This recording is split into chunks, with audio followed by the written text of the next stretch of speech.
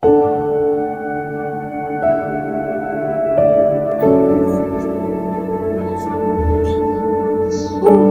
may ganyan pala kayo. Kamusta na kayo? Nabalitaan ko nangyari sa mga magulang ko. O ito, on po tulong. Hindi, sige na. Agapin nyo na, makakatulong yan sa inyo. Sige na, alis na ako. May trabaho pa. Si Linda, isang labandera, may hirap at nagkakayod para sa sarili. Maagang namatay ang kanyang mga pamilya. Ngunit, nakakagawa pa rin ng paraan upang sumaya.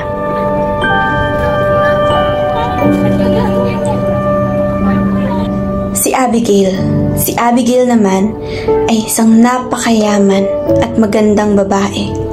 Ngunit, sarili lamang iniintindi. Oh my gosh! Mahilig sa pera, she only thinks about money. So? She thinks that money ang makakapag-angat sa kanya. Pag wala kang pera, hindi ka magsasucceed. Wild world. Really? Yes!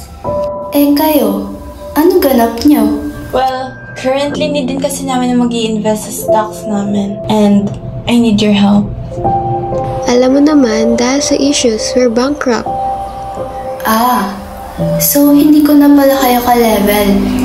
Sorry, but I have to go. My mom said not to hang out with bad influence people. Matapos kitang tulungan, ganyan ka na. Yumaman lang lumaki na ulo. Makakarma din yan. Tara na. Linda? Ikaw pala yan. Anong nangyari sa'yo? Kamusta ka na ate? Kita inaasahang makita dito. Ikaw hindi ko inaasahang makita dito. Tignan mo ba namang itsurang yan? Para kang pupunta sa palengke. Mag-a-apply sana ako for job interview. Wala ka pang trabaho? Dahil naaawa ko sa'yo, sige, i-recommend kita. Teka, asan na ba yung investor namin? Napakatagal.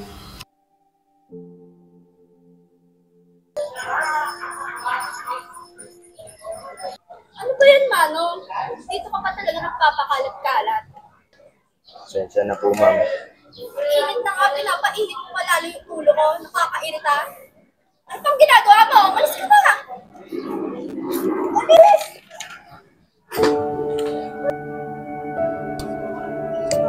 Ma'am, ano? Hindi na raw po sila mag-i-invest sa atin. Hindi pwede! Bakit daw? Abigail, you're fired. Joke ka mo.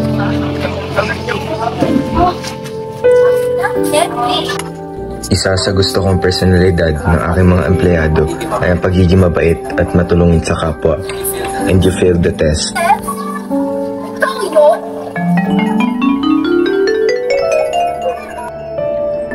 And good thing I met Linda. She showed me the very good example of how every human being should act. Actually, how a successful person should act. And that's exactly what I was looking for.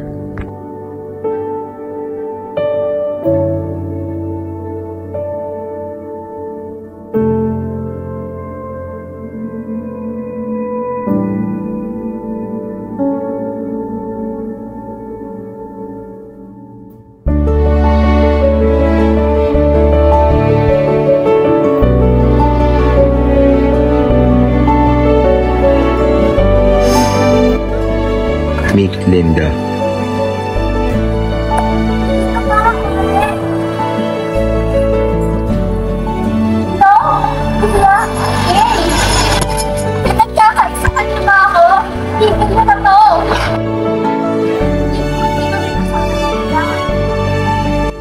Iha, I have an advice for you. You don't need money to buy respect. Rather, good manners will open doors that most education cannot.